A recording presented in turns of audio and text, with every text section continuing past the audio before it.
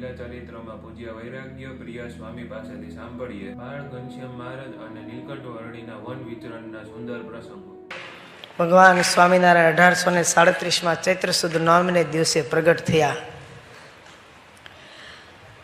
કબીરજીના એક કાવ્યમાં એવું પણ કહેલું છે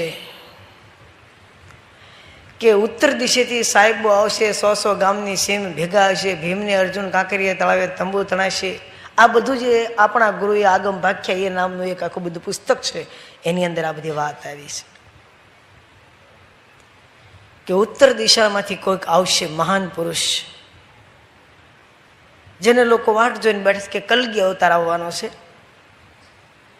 કલગી અવતારનું એવું નિરૂપણ છે કે શીઘ્ર ગતિવાળા ઘોડા પર બેસીને ફરશે, શસ્ત્ર હથિયાર રાખ્યા વગેરે અસુરોનો સંહાર કરશે. એટલે આપણે વાટ જોઈને બેઠા છીએ ક્યારે આવશે, અને એ આવશે ત્યારે કળયુગનો નાશ કરશે અને સતયુગને સ્થાપશે. તો આ વાત બની ગઈ કે સ્વામી પ્રગટ થયા, ચપૈયા પૂરમાં વાલો આપે પ્રગટ થયા, ધર્મ ભક્તિને ઘેર આનંદ ઉત્સવ થયા, સંતોને આનંદ ઉપજાવતા હો વંદન આનંદ ઘનશ્યામને. ભગવાન પ્રગટ થયા અને એમણે પ્રગટ થયાની સાથે જ આમ તો પ્રગટ થતા પહેલા જ એની પૂર્વ ભૂમિકા બાંધી દીધી. અને એ પ્રગટ થવાના છે પ્રભુ, એની ખબર પડી અસુરોને. ક્યાં જેને ઉદ્વેગ થવા માંડ્યો હતો, કારણ કે એને ખબર પડી ગઈ કે ભગવાન પ્રગટ થશે એટલે નવરાત્રિના ગરબામાં બહાર જવા દે નહીં, નિયમ ધર્મ પળાવશે, ડુંગળી લહણ બંધ કરાવશે, ગાળા વગરના પાણી પીવાશે નહીં, આડો ઓળું અધર્મ થશે નહીં, નીતિ નિયમમાં રહેવું પડશે, ભક્તિ કરવી પડશે, સત્સંગ કરવો પડશે, અને આપણે સુધરી જઈશું તો કેવી તકલીફ પડશે. એટલે અસુરો બધા ભેગા થયા અને અસુરોએ નક્કી કર્યું કે હવે શું કરવું, એને કોઈ પણ હિસાબે અધર્મની વાત શીખવાડી દેવી. એટલે ભગવાન પણ કુસંગી થઈ જાય. આ કળયુગની નિશાની. આસુરી સંપત્તિના આવા વિચાર આવે કે આપણે એને બગાડ નાખીએ તો શું વાંધો, ઘરના પૈસાના ગુટકા ખવડાવી ખોરીને ભાઈબંધો નથી બગાડતા, ત્યાં તે બધા દૈત્યો બધા આવ્યા હોય.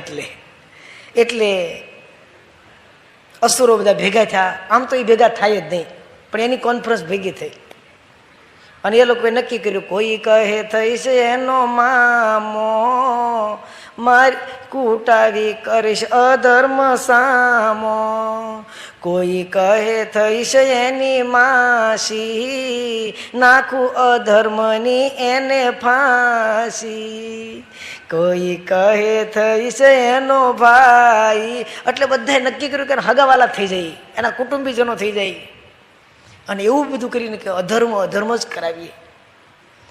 પણ ભગવાન શુભ સંકલ્પ કરીને પ્રગટ થયા હતા કે અસુરોનો સંહાર કરવો અને ભક્તોની રક્ષા કરવી. અને મહારાજ પ્રગટ થયા. ભગવાન દિવ્ય છે. ભગવાનના સંબંધમાં આવતી માયા પણ નિર્ગુણ ને દિવ્ય બની જાય છે.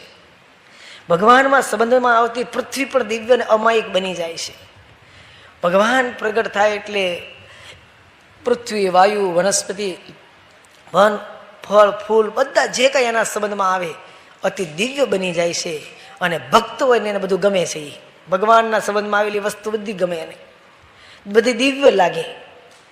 સગતના સામાન્ય જીવના માણસોને, જગતના જીવ સામાન્ય મનુષ્યોને એ બધું નોર્મલ સામાન્ય લાગે. આપણે બધા સત્સંગી છીએ તો સ્વામી બાપાની પ્રસાદીની વસ્તુ આપણે કેટલી બધી અહોભાવથી દર્શન કરીએ, કંઈક પ્રસાદી પ્રાપ્ત થઈ હોય તો અહોભાવથી જમીએ. તો ભગવાનના ભક્તો હોય ને એને અહો ભાવ લાગે, દિવ્ય ભાવ. યોગીજી મહારાજ કે ઓહો થતું નથી, મહિમા સમજાણો નથી, નહીતર ઓહો થયા વગર રહે જ નહીં.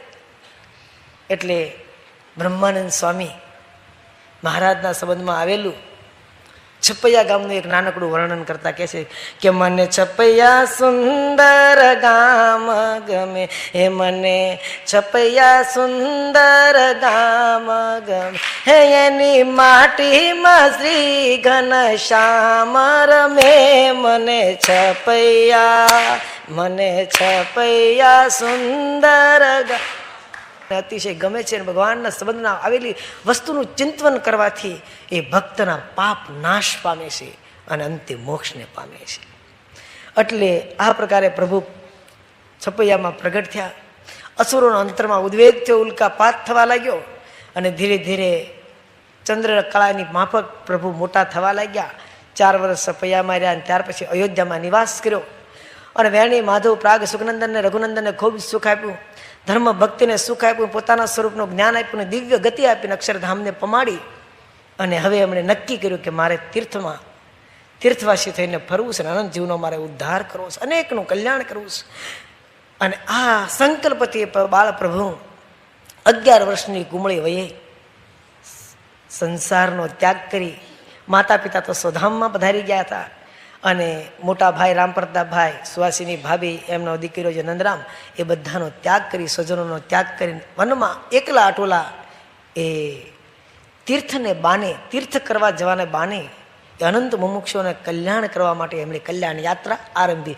ઉત્તર દિશામાં પોતે એકલા રે હેવન પર્વતયો લંગ્યા 10-20 બલિહારી, નવલઘન શ્યામની રે બલિહારી, નવલઘન શ્યામની રે. મહારાજ વન વિચરણ કરવા માટે નીકળી ગયા છે. એમની સાથે બીજું કોઈ સાથ સહકાર લીધો નથી. બસ એમણે એકાંતિક ધર્મને સાથે રાખીને નીકળ્યા છે. ધર્મના પ્રતીક સ્વરૂપે એમની પાણી ગ્રહણું રાખ્યું છે. ગાળા વગરનું પાણી પીવાય નહીં, મહારાજે નિયમ કર્યો છે, આપણને આજ્ઞા કરેલી છે. મહારાજે એ ધર્મ છે આપણો અને એ ધર્મના પ્રતીક સ્વરૂપે શ્રીજી મહારાજે ઘરેથી નીકળ્યા ત્યારે ગરણું રાખેલું છે.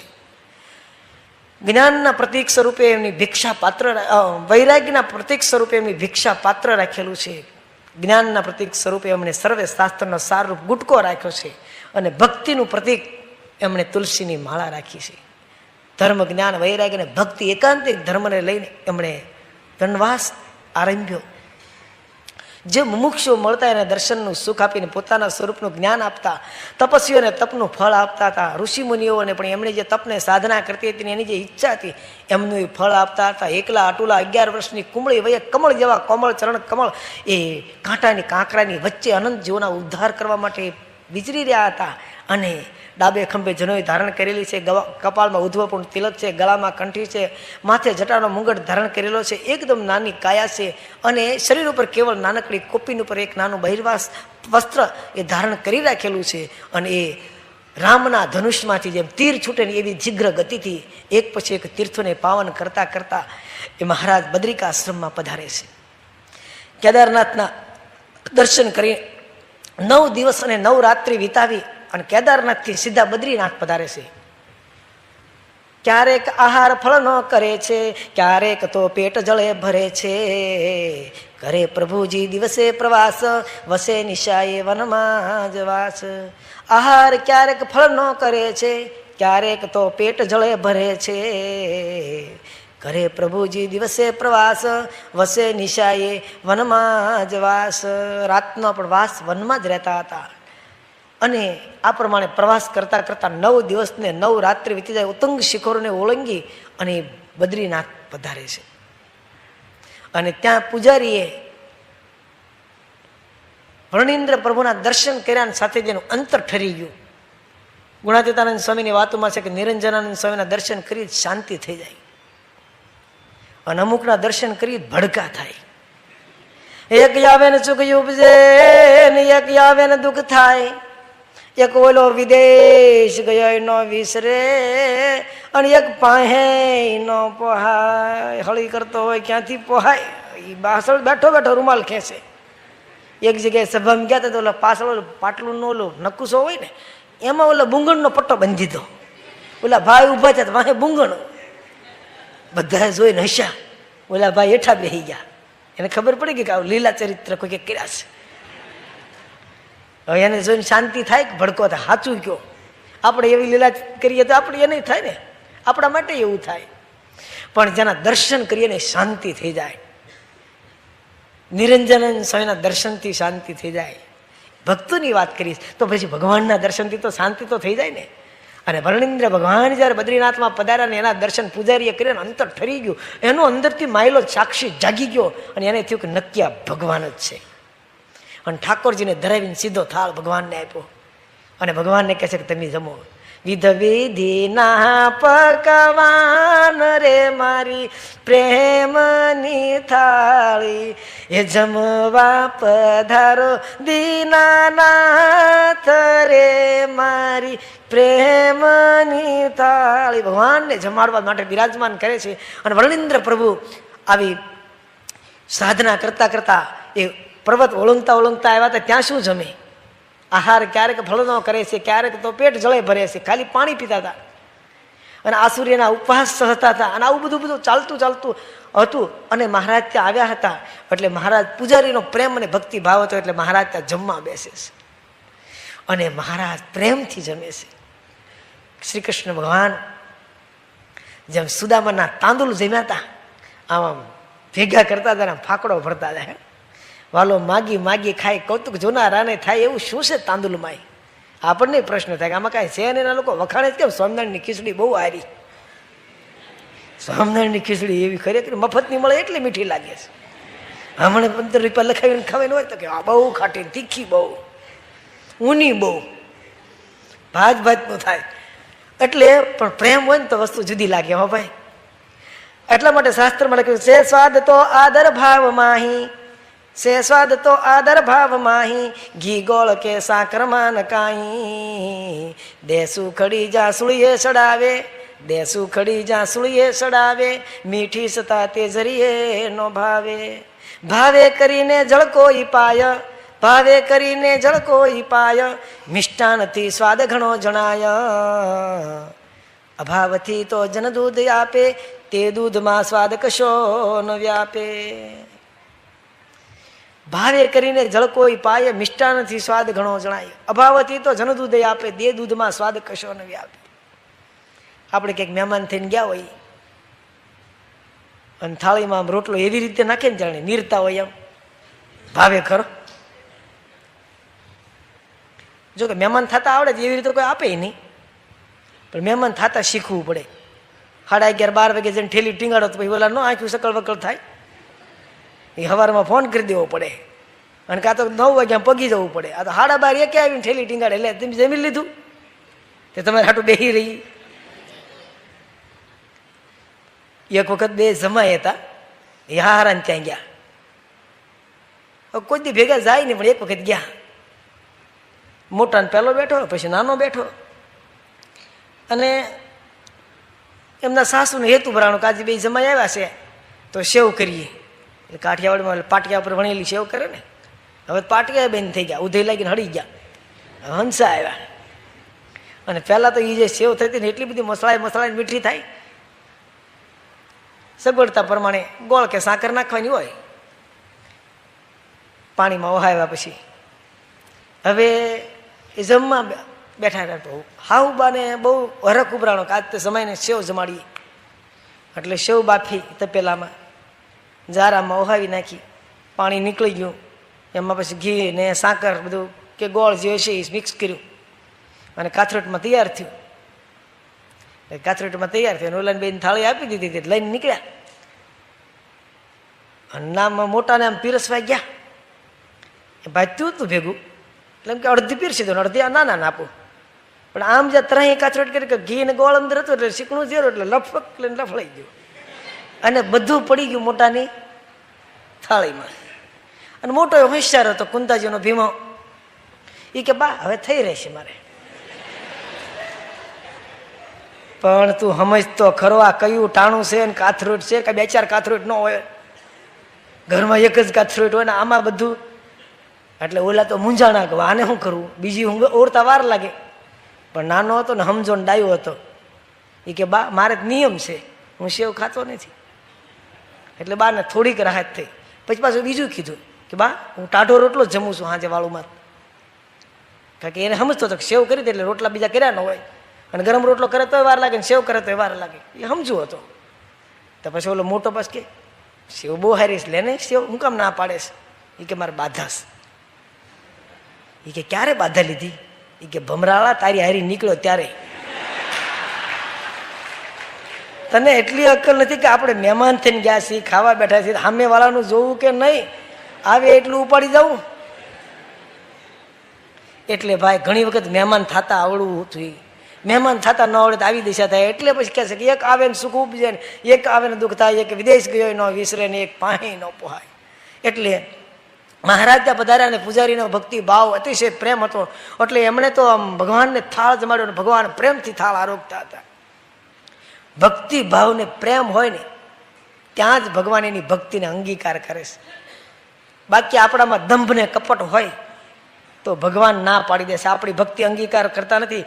ભગવાન કહે છે કે પૂજારી તારો પડદો દેને જટ પાડી રે, પૂજારી તારો પડદો દેને જટ પાડી. મારે નથી જોવા માનવી અનાળી રે, પૂજારી તારો હે પડદો દેને જટ પાડી. પારકા પૈસાના ફૂલ લાવ્યો હોય, બીડી પીતો પીતો પાછા અહીં ઠાકોરજી આગળ ફૂલ મૂકતો હોય, એઠા એવા મારે માનવી જોવા નથી. એના મોઢા મારે નથી જોવા. કાટ ખાઈ ગયેલું ઘી હોય ને એમાં દિવેટું પલાળે, હારા ઘીમાં તો હંગરી રાખે. આવી રીતની ભક્તિ કરતા હોય ભક્તિ નથી ફળતી. પણ પૂજારીનો ભક્તિ ભાવ શુદ્ધ અને પ્રેમ હતો એટલે પૂજારીએ પ્રભુને થાળ જમાડ્યો અને પ્રભુ પ્રેમથી જમ્યા. વિદુર કાકાને ત્યાં કૃષ્ણ પરમાત્મા ગયેલા, મીઠા વગરની ભાજી, વઘાર વગરની ભાજી, ભગવાન બે હાથે જમવા માંડ્યા હો. અને કોણી સુધી રેલા ઉતરતા જાય ભાજીના પાણીના, ભગવાન કૃષ્ણ આમ રેલા ચાંટતા જાય. શું એનો પ્રેમ હશે. અને દુર્યોધનના 56 પ્રકારના મેવા હતા, બધાનો ત્યાગ કરી દીધો. કારણ કે એની અંદર દુષ્ટતા હતી, કુટિલતા હતી, ઘમંડ હતું. ભગવાનને એ ભાવતું નથી. ભગવાનને તો નિર્દોષ બુદ્ધિની પ્રેમ લક્ષણ ભક્તિ ભાવે છે. એટલે વર્ણેન્દ્ર પ્રભુએ જમે છે થાળ અને પછી અમને યાત્રાનો પ્રારંભ કરે છે. જોકે ત્યાં 23 દિવસ રોકાણા છે. ત્યાર પછી આગળ જાય છે અને આગળ વનમાં જાય છે. અને વનમાં એક ઝાડ નીચે હિમાલયના વૃક્ષોમાં પર્વતોની તળાટીની અંદર મૃગચર્મ પાથરીને બેસે છે. સ્વસ્વરૂપનું ધ્યાનમાં મગ્ન હતા. અને એ વખતે મંદિર બદરીનાથનું તહ આસન કરીને એકાંત ધ્યાન મુદ્રાએ ધર્મસુત બેઠા શરીર મન કરી શાંત. એટલે ભગવાન ત્યાં બેઠા છે ધ્યાન મુદ્રામાં. અને એ વખતે એવે અવસરે બદરીનાથે, ભગવાન બદ્રીનાથ પોતે દિવ્ય સ્વરૂપ ધારણ કરીને આવે છે. એવે અવસરે બદરીનાથે પૂરા હેતથી પોતાની હાથે ધર્મપુત્રનું પૂજન કીધું, ધૂપ દીપને નૈવેદ્ય દીધું. પછી આરતી હરિની ઉતારી, સ્તુતિ સ્નેહ સહિત ઉચારી. ઓહો અક્ષરપતિ ભગવાન ધર્મ તન ધર્યું સ્થાપન કાજ. ભરત ભૂમિમાં સગળે ફરશો, સર્વે તીર્થ પાવન કરશો. સારો ઉદ્ધવનો સંપ્રદાય પ્રવર્તાવશો પૃથ્વી મોજાર. આ પ્રમાણે બદ્રીનાથ ભગવાન પ્રાર્થના કરે છે કે તમે પૃથ્વી પર એવો ધર્મ પ્રવર્તાવાના છે ને તો જે અષ્ટ પ્રકારે જે નારી એવા કરશો, સાધુ બ્રહ્મચારી. ભરતખંડમાં સર્વે ઠેકાણે મારી મૂર્તિ આ એક જ ઠેકાણે છે. તમે સર્વે જગ્યાએ ફરશો પણ મારી મૂર્તિ ક્યાંય નથી, માટે મારી મૂર્તિ પધરાવજો. લક્ષ્મીનારાયણ કે રાધાકૃષ્ણ એવું નામ આપજો. આ પ્રમાણે પ્રાર્થના કરી અને બદ્રીનાથ ભગવાન અદૃશ્ય થઈ જાય છે. અને હવે બને છે પ્રસંગ, એ આપણે સમજવા જેવો છે. એવે સમય ત્યાં વળી વિપ્ર એક, એવે સમય ત્યાં વળી વિપ્ર એક, આવી સુવાક્ય ઉચર્યો અનેક. ઉદાસી આત્મા અતિશય જ તેનો, દુઃખે દિશે દુર્બળ દેહ તેનો. આંખેથી આંસુ અતિશય વહે છે, કષ્ટ ભરેલા કથનો કહે છે. એવું વિલોકી પ્રભુ એમ પૂછે, રે કોણ તું છે તુજ દુઃખ શું છે.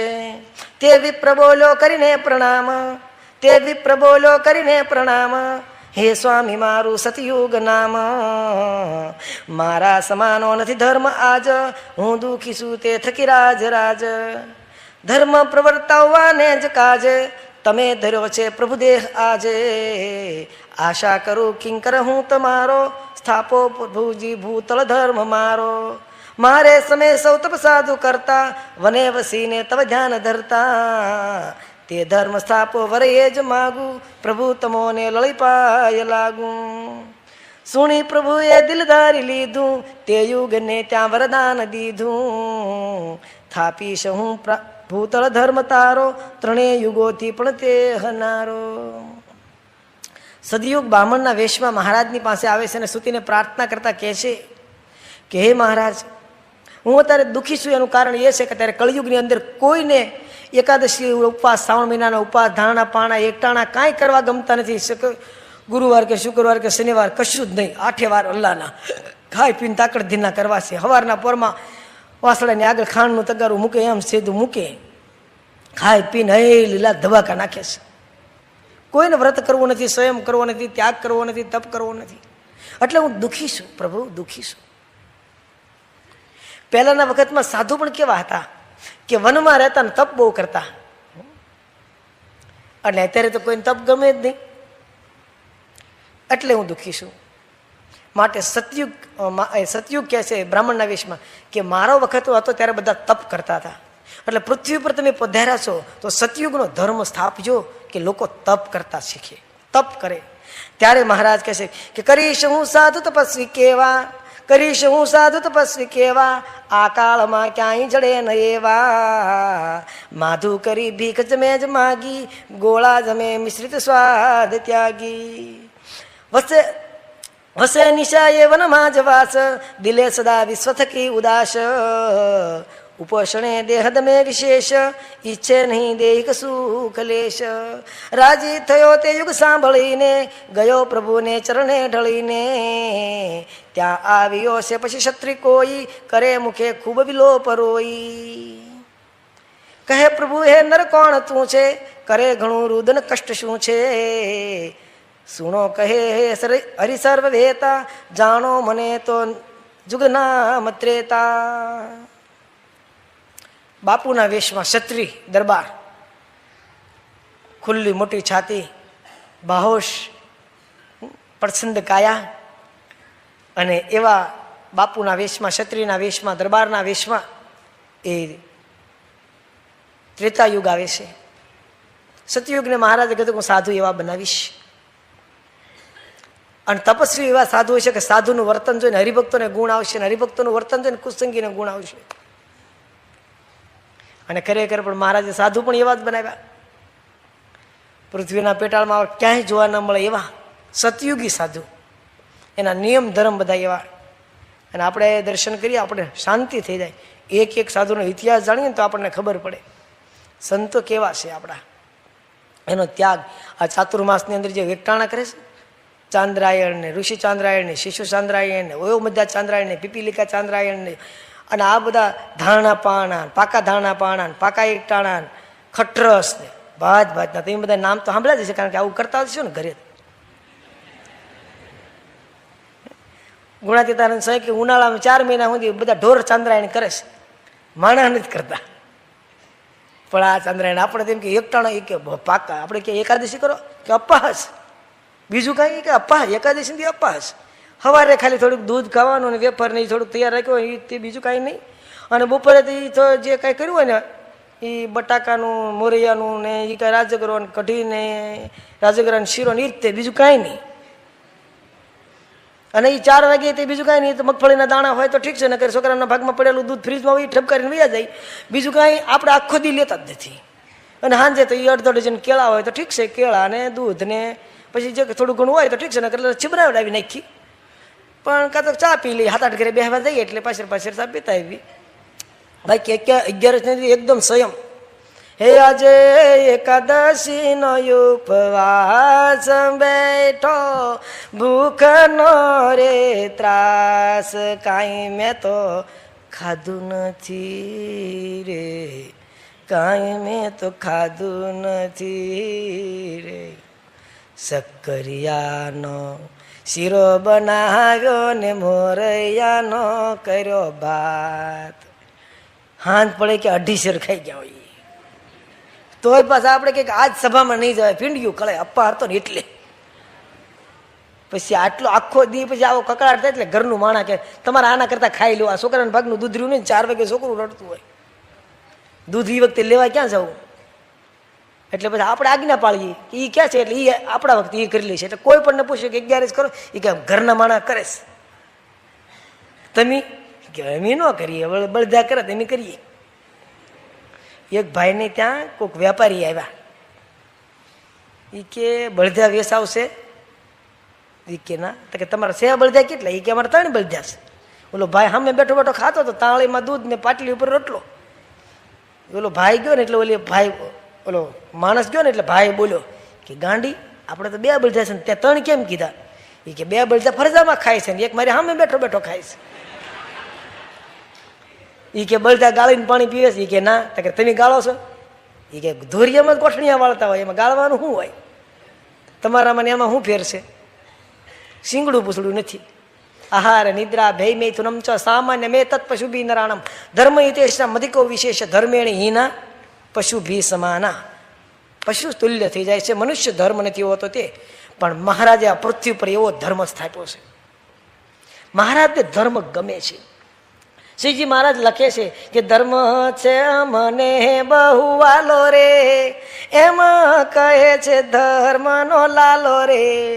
ધર્મ વાળા ઉપર હે તો મારે રે, એમ વાલો કહે છે વારે વારે રે, એમ વાલો કહે છે વારે વારે રે.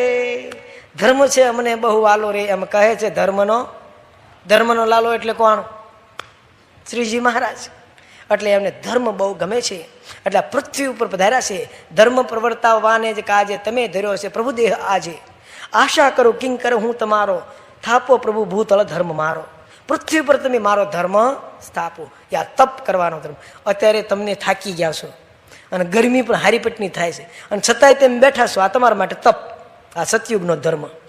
બુંગણ હલવાના છે ઘણાયના, ઘણાને ઊભું થવું જ પણ મેળ ખાતો ને આગળ આવીને બેસી ગયા છે.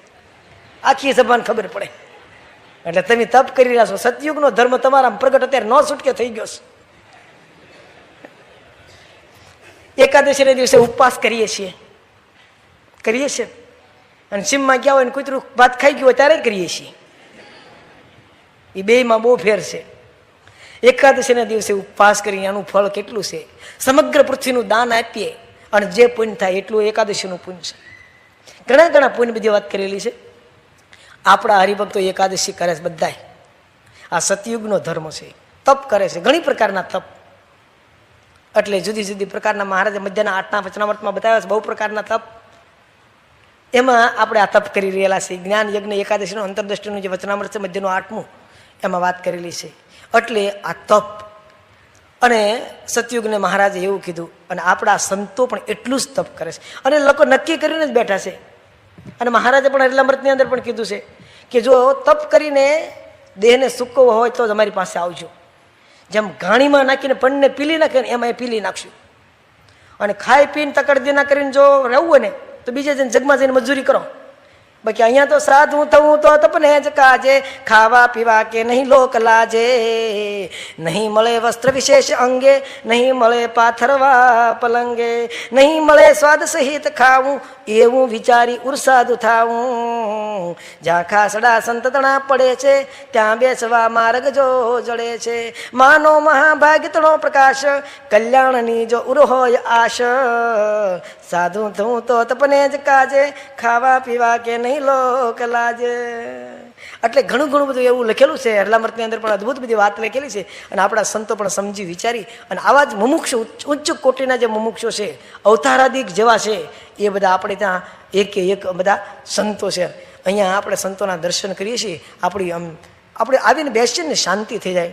આપણા કોઠારી યોગી સ્વરૂપ સ્વામી, યોગી વત્સલ સ્વામી અને આપણે સિદ્ધેશ્વર સ્વામી અહીંયા રહે છે, રામ સ્વરૂપ સ્વામી અહીંયા રહે છે. અને એક સંતોને જોઈએ ને અમારા ભંડારી સ્વામી, ધરમ સ્વામી અમારા આવ્યા. આપણને શાંતિ થઈ જાય. તરસ્યા હોય ને કે સ્વામી કે મોઢું છે તરસ્યા લાગો કે હા, એ પૂછે ને ક્યાં આપણને તરસ છીપી જાય. કારણ કે આપણને ખબર જ છે કાંઈક આનંદ સ્વામી આનંદ કરાવી દેશે.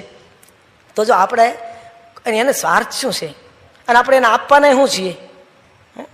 અને છતાં એ આપણા માટે એટલો બધો પ્રેમ વરસાવે છે. એટલે એક આપણા સતયુગી સંતો એ મહારાજે પૃથ્વી ઉપર કર્યા. એટલા માટે મહારાજે જે વરદાન દીધું સતયુગને કરીશ હું સાધુ તપસ્વી કેવા આ કાળમાં ક્યાંય જડે ને એવા માધુ કરી ભીખ જેવા કુણા માખણના નાના નાના જુવાન જોત જેવા સાધુ કેવા ઉપવાસ કરે છે.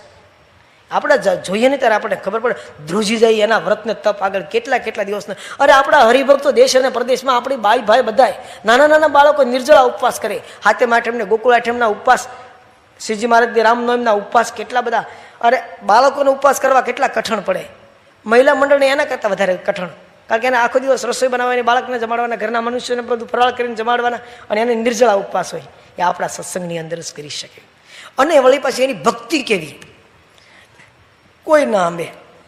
એટલે આમાં આગળ કીધું દ્વાપર યુગ આવ્યો, એણે મહારાજને યજ્ઞ કરવાની વાત, ત્રેતા યુગે યજ્ઞ કરવાની વાત કરી. દ્વાપર યુગ આવ્યો મહારાજ પાસે પ્રાર્થના કરવા, ત્યારે મહારાજને કહે છે કે મહારાજ મારા સમયમાં પહેલાં બધા ભક્તિ કરતા, અત્યારે કોઈ ભક્તિ નથી કરતું. અત્યારે ભક્તિને બદલે ભવાઈ કરે છે અને આ પ્રકારે જીવન બધું વ્યતીત કરી રહ્યા છે. નાટક છેટકને ટીવીમાં, કોમ્પ્યુટરમાં એ બધા આવા રખડે છે. એટલે માટે કૃપા કરીને ભક્તિ પ્રવર્તાવો. મહારાજે કીધું કે 9 પ્રકારની ભક્તિ પૃથ્વી ઉપર પ્રવર્તાવીશ. શ્રવણમ, કીર્તનમ, વિષ્ણુ સ્મરણમ, અર્ચનમ, વંદનમ, દાસ્યમ, સખ્યમ, આત્મનિવેદનમ. 9 પ્રકારની ભક્તિ શ્રીમદ ભાગવત પુરાણની અંદર પ્રહલાદજી પોતાના પિતાજીને વાત કરે છે. એ પ્રકારની ભક્તિ મહારાજ કે હું પૃથ્વી પર પ્રવર્તાવીશ. અને આ પ્રકારની ભક્તિ આપણા સંતો અને હરિભક્તો કરે છે. શ્રવણ ભક્તિ આ તમે કરી રહ્યા છો. કીર્તન ભક્તિ જે આપણે બધા કરતા હોઈએ છીએ, કીર્તન ગાતા હોઈએ છીએ. સ્મરણ, ભગવાનનું સ્મરણ કરવું, દાસ ભાવ, ભગવાનના દાસ ભાવ, આ પ્રકારની બધી ભક્તિ. એમાં દાસ ભાવમાં તો કેટલી બધી વસ્તુ આવી જાય છે અંદર પેટા. અને આપણા હરિભક્તો આ બધી ભક્તિ કરી રહ્યા છે. સહજ ભક્તિ, પુણ્ય, દાન, વ્રત જબરજસ્ત. આપણા હરિભક્તોનો જે ત્યાગ છે, આવા મોટા ગગનચુંબી મંદિર થાય છે, આકાશના આંબે એવા વાતો કરે એવા, અને સોનાના સિંહાસનમાં મૂર્તિઓ શોભતી હોય, 3 ટાઈમ ઠાકોરજીને થાળ થતા હોય, 5 ટાઈમ આરતી થતી હોય, આવા જે જાગતા ગાજતા મંદિરો એ જે કાંઈ થઈ રહ્યા છે એ તમે જેવા બધા હરિભક્તોને આભારી છે. તમારું સમર્પણ છે, તમારી સેવા છે, તમારી ભક્તિ છે. અને પરમ પૂજ્ય પ્રમુખ સ્વામી મહારાજની આજ્ઞા થાય તો તમારો જે ત્યાગ છે એ કોઈ ના આંબે. અન્ન તો આપી શકાય, વસ્ત્ર તો આપી શકાય, ધન તો આપી શકાય, પણ કાળજાના કટકા કરતા વાલા પોતાના વાલસોએ એકના એક દીકરા સ્વામી બાપાના ચરણમાં અર્પણ કરી દેવા એ કાંઈ ખેલ છે? આપણી સંસ્થામાં 825 સંતો એ અર્પણ કર્યા. એની માતાને ધન્ય છે ને એના પિતાને ધન્ય છે. રળાય એવા ને કમાય એવા દીકરા એ આપી દીધા. અને આવી જેના હૃદયમાં ભક્તિ છે, એકાદશી આદિ વ્રત કરે છે, કથા વાર્તામાં રુચિ છે, આ જેનામાં છે આ સતયુગી ધર્મ કહેવાય. આ બધા તમારા અંદર પ્રગટ છે. અને આ બધી વાત મહારાજે આશીર્વાદ એક પછી એક યુગને આપી દીધા. અને એટલી જ વારમાં કળયુગ આવ્યો. અને કળયુગ આવ્યો એ ભીલના સ્વરૂપમાં હતો. અને છાતી કૂટતો કૂટતો કાળો ડિબાંગ જેવો મહારાજ પાસે આવીને ઊભો રહ્યો.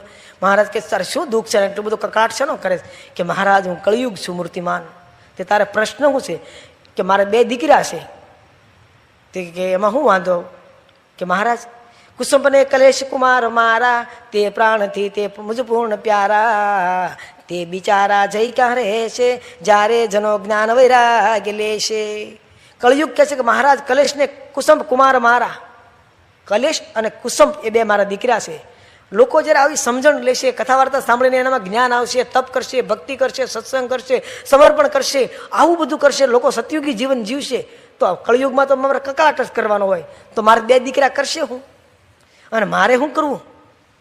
મારે કાંઈ આમ એટલે. અને બીજું કે મહારાજ તમે પૃથ્વી ઉપર આવ્યા, તમે સતયુગને આશીર્વાદ આપ્યા, દ્વાપર યુગને આશીર્વાદ આપ્યા, ત્રેતા યુગને આશીર્વાદ આપ્યા, 3 યુગનું પોષણ કરો. પણ તમને ખબર તો છે ને કે અત્યારે કળયુગ છે. અને બીજું પ્રભુ તમે એક અન્યાય કર્યો છે. બીજા જુગોના બહુ વર્ષ કીધા, મને પૂરા 5 લખે ન દીધા. બીજા જુગોના બહુ વર્ષ કીધા, મને પૂરા 5 લખે ન દીધા. તેમાં હરોસો વળી જોર મારું, તેમાં હરોસો વળી જોર મારું, આ કષ્ટ જઈ ક્યાં હરી હું ઉચારું. 4,32,000 વર્ષ કળયુગની આવરદા છે. 8,64,000 વર્ષ દ્વાપર યુગની આવરદા છે. 12,96,000 વર્ષ ત્રેતા યુગની આવરદા છે. 17,22,000 વર્ષ સતયુગની આવરદા છે. આ લોકોને આટલા વર્ષ દીધા, મને 4,32,000 વર્ષ આપ્યા, અને હજી કળિયુગને 5,000 વર્ષ જ નથી થયા હોય. હજી કૃષ્ણ ભગવાન ધામમાં ગયા, કળિયુગ બેઠો, નળ દમયંતી રાજ કરતા હતા એ વખતે. હજી હમણાં જ બેઠો 5,000 વર્ષનો છે, હજી 4,32,000 વર્ષ કાઢશે, ફૂફાડા મરાવી દે તમને મને બધાને. અને ક્યાં અત્યારમાં તો પહેરવેશ લુગડાના બદલાઈ ગયા છે. હવે મહારાજ કીધું કે મનન દ્વારા બ્રહ્મનો સંગ કરવો તો બ્રહ્મરૂપ થવાય. અને આપણે મનન દ્વારા છોકરા દીકરીઓનો સંગ કરે, મનન દ્વારા કાનમાં બુટીયું પહેરતા થઈ ગયા, લાંબા વાળ રાખતા થઈ ગયા. અને દીકરીઓ મનન દ્વારા છોકરાઓનો સંગ કરે, એટલે એ બોય કટવાળ રાખતા થઈ જાય, એ નાક કાન વિનાવતા બંધ થઈ ગયા, જીન્સ પહેરતા થઈ ગયા, ટી શર્ટ પહેરતા થઈ ગયા. એનું જેનું ચિંતન કરે એના જેવો ગુણ આવવા માંડ્યા છે. અને આપણે પાસે શોખીન થઈ ગયા છીએ, એવા લુગડા પહેરીને પાછા મોકલી ત્યાં જાઓ. એટલે આ કળિયુગના ભાવ ભરડામાં ન આપણે લેવાઈ જઈએ, એના માટે સતયુગનો ધર્મ છે એ આપણે ધારણ કરવાનો છે. અને સતયુગ છે એ તો સુખી છીએ, શાંતિ છે. એટલે કળિયુગ છે એ કલેશનું કારણ છે. અને કળિયુગમાં અવિદ્યા છે, અજ્ઞાન છે, કૂડ કપટ છે, દંભ છે, આ બધું ઘણી પ્રકારના દોષો રહેલા છે. એટલા માટે મહારાજ કહે છે કે સતયુગ છે. પછી કળિયુગે મહારાજને પ્રાર્થના કરી કે મહારાજ મારી ઉપર કાંઈક કૃપા કરો. ત્યારે મહારાજે કીધું કે શિક્ષાની પત્રી શુભ હું રચીશ. મહારાજ કહે છે હું શિક્ષાપત્રી લખીશ. મહારાજ ક્યારે કહે છે? ઘણા વાર હતી ત્યારે કીધું ને. હજી મહારાજ તો વન વિચરણ કરે છે, 13 વર્ષની જ ઉંમર છે ત્યારે આ વાત કરી કે હું શિક્ષાપત્રી લખીશ, અને શિક્ષાપત્રીમાં હું ધર્મ લખીશ. શિક્ષાપત્રી પ્રમાણે જે વર્તે ત્યારે ત્યાં નહીં જવાનું, જે શિક્ષાપત્રી લોપે ત્યાં વાસ છે કુટુંબે સર્વે તારું, આખા કુટુંબે સહિત તારે ત્યાં જવાનું. એટલે આપણે શિક્ષાપત્રી જો લોપીશું તો આપણે કળિયુગનો પ્રવેશ થશે, તો આપણે દુઃખી થઈશું. એટલા માટે શાસ્ત્રમાં કીધું છે કે સર્વે વાર્તાએ માની લેજો, શિક્ષાપત્રી પ્રમાણે રહેજો, શિક્ષાપત્રીમાં અમે રહેશું, એમાં રહી ઉપદેશ દઈશું. બોલો શ્રી સહજાનંદ સ્વામી મહારાજની જય.